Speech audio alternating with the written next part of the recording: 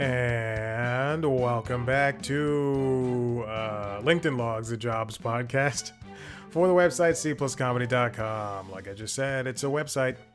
Go there. Welcome back in. We are on episode, correct me if I'm wrong, but this will be episode, I'm not vamping, 94. Episode 94 of show. Jesus, what is this sound? What is that sound? I'm freaking out. Okay. I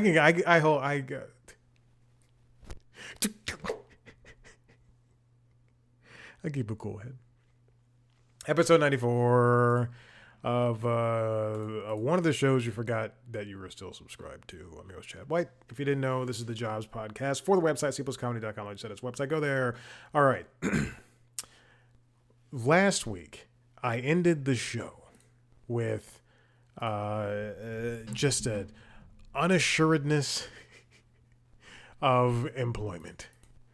I think that day, or within 24 hours, I get a phone call from okay, let me just summarize the past couple of months. I get an interview this is pissing me off. This is really pissing me off. Okay. I get an interview. Sorry. I get an interview in September from a cable platform, or from a recruiter who represents a cable platform. They're working together. It's not like they're representing. Anyway. She says, hey, they have this job. Do you think you'll be a good fit? I say yes. We go through a whole discussion rigmarole. I send over an updated resume and all the appropriate things. Great. I land an interview. I get past that interview. I do another interview. Get past that interview. I do another interview. I think there were 3. There might have been 4. I keep telling myself there were 4, but I don't remember. And this happens in September. And it goes throughout September, October, and November. Unbeknownst to me, my recruiter goes on vacation for 2 weeks, including the week of Thanksgiving. The following Monday, here's the thing. People who aren't in the industry may say, go, just keep asking. That does not happen for everybody. Trust me. I used to, when I was on LinkedIn, as of a week and a half ago, 2 weeks ago, I was always trying to talk to recruiters who were always ignoring me. Especially the ones at Warner Brothers. It's ridiculous. How are you going to follow me on LinkedIn but then not talk to me? They know who they are. Anyway, but then post like mental health shit.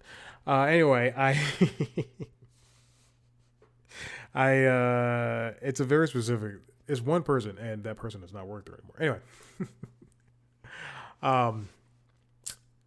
On Monday, she says, oh, the job's still open. So that's not bad news. And I go, okay. I get a phone. I'm cleaning. If you can't see it, but if you're watching the video, then it doesn't matter. There's at the corner of where the high top counter is. There's an air purifier,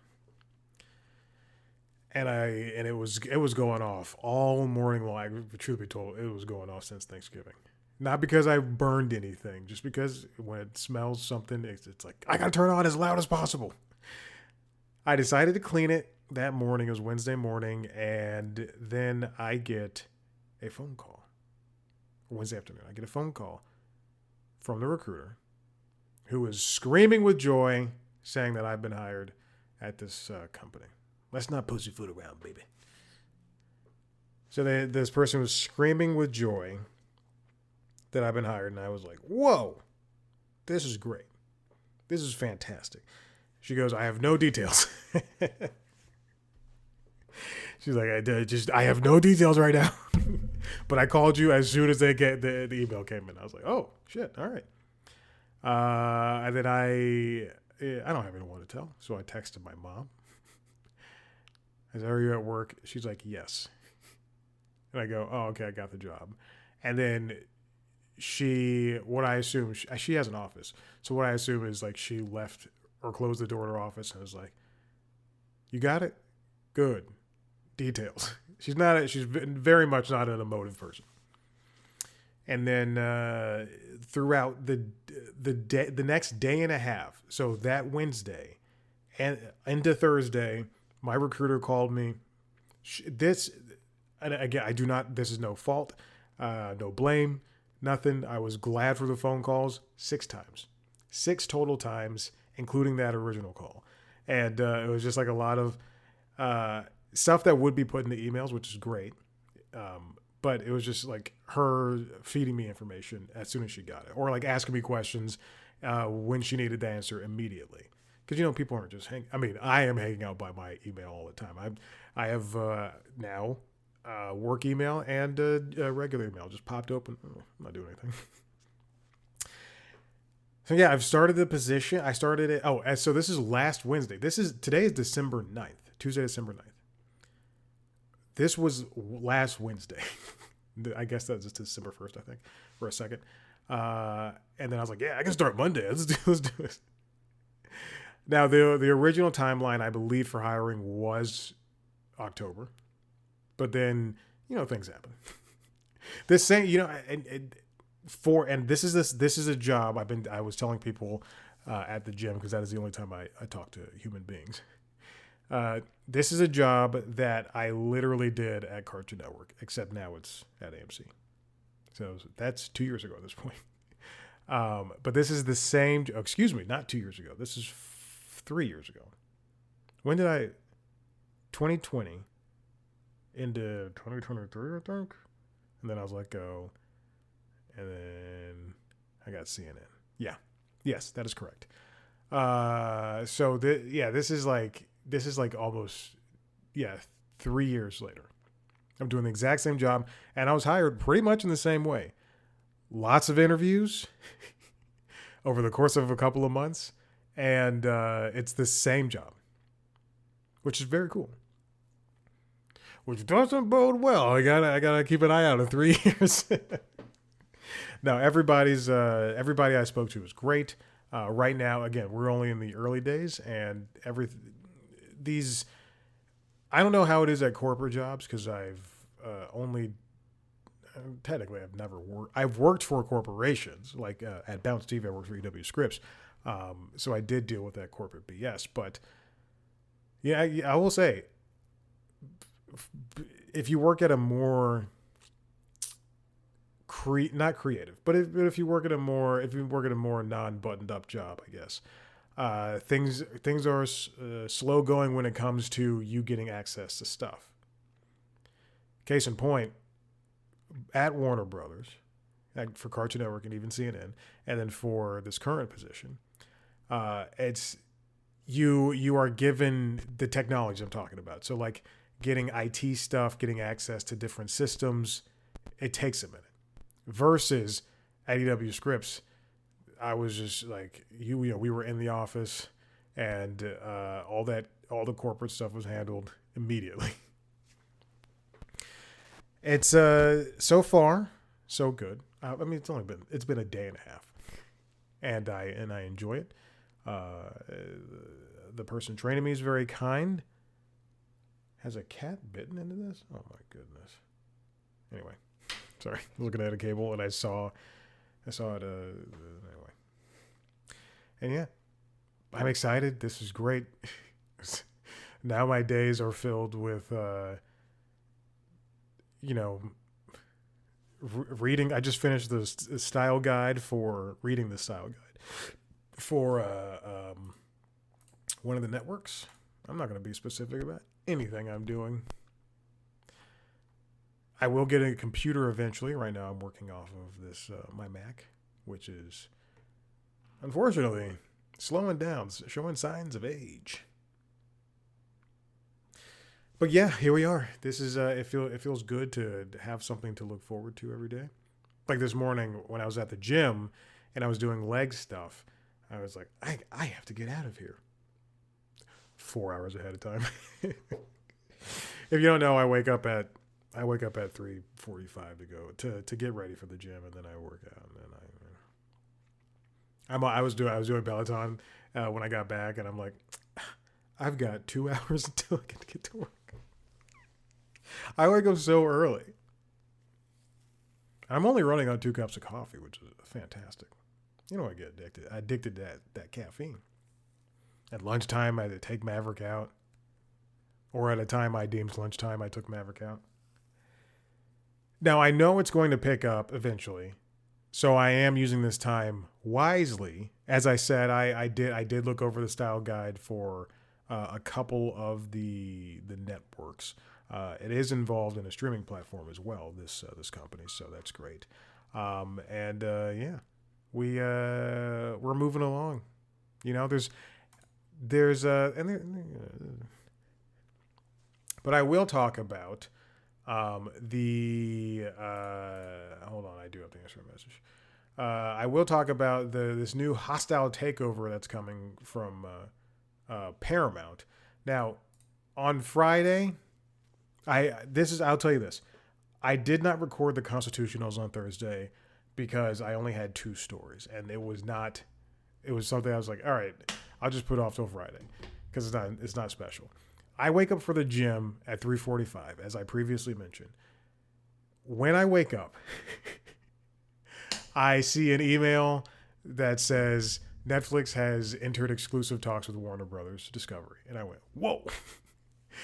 While I go to the gym, I do my thing. I'm sitting here stretching, and it's like 8 o'clock in the morning. Again, it takes me forever to work out. It's like 7:30 o'clock in the morning, and I get another email. It says, hey, there's a hostile takeover. Oh, no, excuse me. Netflix and Warner Brothers have agreed on a deal. Paramount, to summarize everything I said on Friday, because I did record there's a bunch of stories that came out about the whole ordeal, and I decided to just record as the stories came in. Or I like to record all the stories that I got from that morning and that afternoon. And there's a lot of hot takes from me, the same hot take.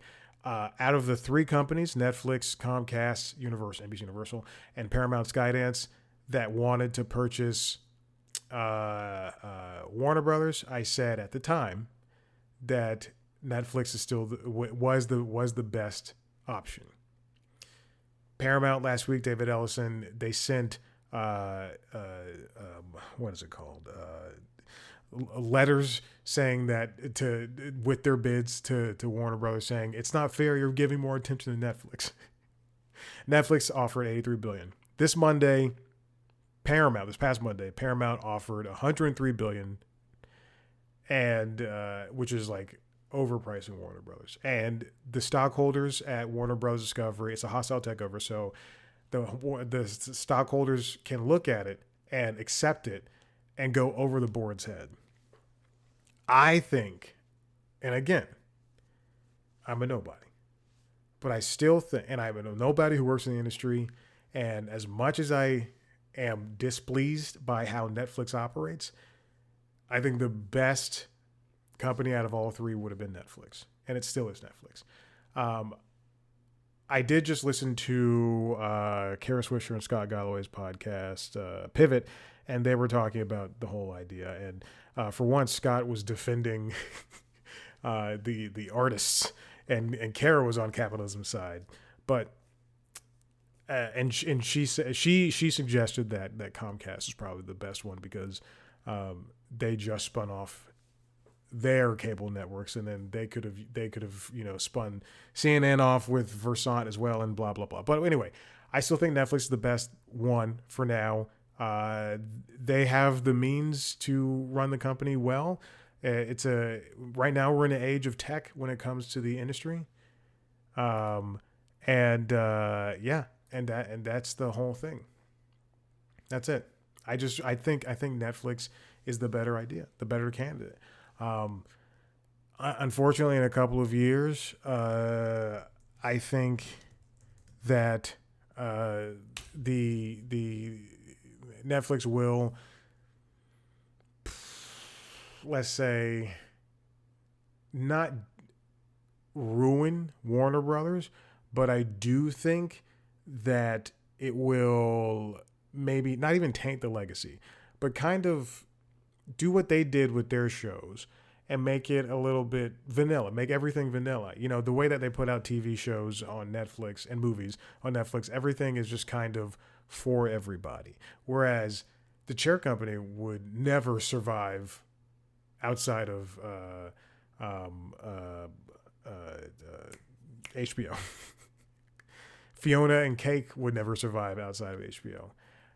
It probably would. It Welcome to Dairy. Although I do like that show. But it is an IP show. And there's nothing really surprising about it because you know where Halloran is going to end up at some point. But I really think that Netflix is the better candidate. And, you know, if I were Ted Sarandos, and unfortunately, this unfortunately has to happen. This unfortunately has to happen. If this were 10 years ago, this wouldn't make sense. But right now, tech is overtaking entertainment. There's many different ways to watch things. And I think Netflix will do justice to the HBO name for a little bit of time. I think if Paramount Skydance purchase was able to get this deal done, that would be less of a monopoly than Netflix, HBO, or Netflix, Warner Brothers. But I don't know if Paramount Skydance can even. They're borrowing money to buy a company like that. You shouldn't want foreign foreign entities coming in and saying, you know, what should be on HBO Max and what shouldn't. You shouldn't want that. And even still, I think David Ellison said that he wanted to sunset HBO Max and put everything on Paramount Plus. That app sucks. So no, that's not going to happen. And if anything, I don't know. If this deal does go through next year, I think Netflix should, and they did not. Ted Sarandos definitely said that they do not want to buy legacy media, and that means TV networks. But you do purchase HBO, and Cinemax. I do think that they could treat HBO Max as kind of the niche offering, and then I also saw a headline article a couple of hours ago that said Netflix will still allow Warner Brothers to make shows for other places, like how Abbott Elementary is produced by Warner Brothers, but it is on ABC, things like that. But I think, you know, we've seen how niche streaming platforms and niche networks even can do well. You know, if Paramount continued doing great things with Paramount Network, then that network would be right up there with HBO. It'd be right up there with AMC and other networks that people still currently watch. But they dropped the ball when it came to Yellowstone. So anyway, So anyway, as I was saying, Netflix should treat HBO Max as kind of the niche streamer where there's only like what they have on there now plus more HBO stuff because they could afford the residuals. And then, you know, at some, you know, and say like, hey, we on Netflix, you know, you can watch, I don't know, what's an HBO show? You can watch Insecure, you can watch Entourage, but on HBO Max, you can watch that plus all this other HBO stuff. And I do hope, and I also saw David Ellison say that Paramount Skydance is going to do 30 movies in theaters over the calendar years, over in a year. But I don't know if that's going to be true or not. I hope Netflix. I'm trying to have that optimism that people have over stupid things, but I hope Netflix still. Ted Sarandos did say that they're committed to theatrical releases, but the windows will change. Don't just because sometimes things are rushed doesn't mean that but these windows are rushed doesn't mean that it's going to work for every single movie. I think Superman, James Gunn's Superman, was one of the quickest turnarounds I've seen for a very successful movie. Where to go from theatrical to streaming, like to purchase to streaming, and then the same thing cannot be said for Final Reckoning, a movie that I just had to buy on sale because I didn't know it was coming in streaming, and then lo and behold, I saw it's on Paramount Plus, but I don't have Paramount Plus right now, and thank goodness I spent $9 on that movie last week, so I'm excited. I can watch it anytime I want now. I can watch all the Mission Impossibles again. I love it. Fallout is one of my favorite movies of all time. I'm not kidding. I could watch that movie 3 times over the course of 3 days and be equally ecstatic. I love that movie.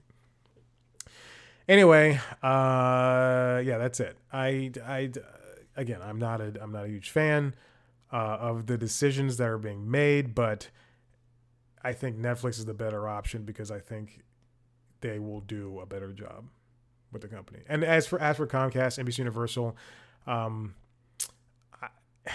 man, Peacock is struggling right now. But I will say this about Peacock. I love the playlists that they make for that. I think also the social stuff they do is pretty good. I just wish I could opt out of it on the Peacock platform. And they do have good programming over there, originals and the stuff that they produce. So like Brooklyn Nine-Nine and Superstore and stuff like that. But yeah, that's it. Okay, listen, if you like what you're hearing, head to the website, sleeplesscomedy.com, where you can see me talking to famous people. If you want to watch a video version of those conversations, as well as a video version of this show, as well as a video version of the other podcasts, Late Night Lately, the Late Night Show, and the Constitutionals, the Entertainment Business News Show, go to youtube.com/sleeplesscomedy. Follow us on social. Subscribe to those shows wherever you get your podcast. Follow us on social media: Blue Sky, TikTok, and Instagram @SleeplessComedy. Me @ChadBlackWhite. Thank you so much for listening. We'll see you next time. Bye.